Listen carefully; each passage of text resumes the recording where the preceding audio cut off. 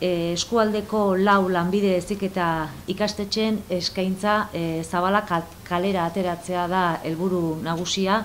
Azken finean, Tolosaldean lanbide heziketako ikastetxeek eskaintzaren informazioa zuzena eskaintzeko aukera eta ezagutzera ematea izango litzake helburua eta interesatuak gehien bat ikasleak aukera hori edo informazio hori zuzenean jasotzeko.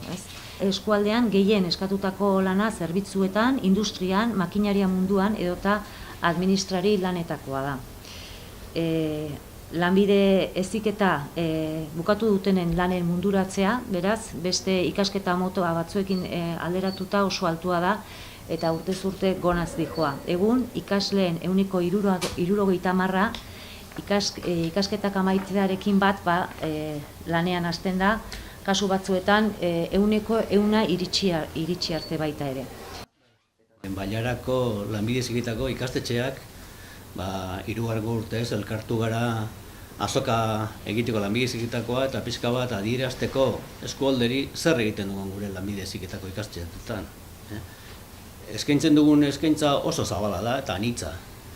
Hasi nekazaritza arloetik, osasungintza arlora pasatuz, zerbitzu arloetan bai administrazio eta finantzak, merkataritza eta industrialetan ere bai mekanika, soldadura, galdaragintza, informatika, elektrizidadea, automatizazio industriala eta baita ere kimika eta inguru girokoarekin zerikusi daukatenak. Gure ikastetxe guztien helburua da pixka bada begi bat ipintzea gaur egun enpresatu duten beharretan eta beste bat etorkizunari begira, berrikuntzari begira, proiektu berrietari begira. Horregatiken azoka ez da bakarrikan ikasleentzat. Langileak formatzen ditugun bezala, personak ere formatzen ditugu eta komunitateko eragileak formatzen ditugu, hiritar bezala.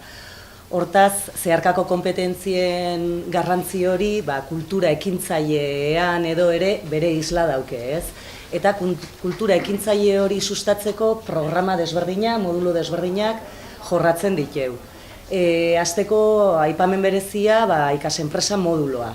Modulo bat izanik haratago dijoan ikasgaia da, programa oso bat osatzen dugulako berarekin.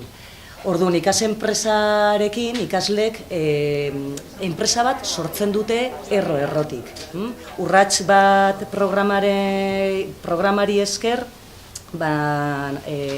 ikastetxe bakoitzak programaren arduradun bat izendatzen du eta arduradun horrek sustatzaile horri aholkularitza eskaintzen dio bere enpresa montatu ahal izateko. Eta gero ezin ahaztu ere ekintzailetasunaren beste adar bat eta lanbide heziketak ahalegin handia egiten ari dana une honetan da nazioartekotasuna.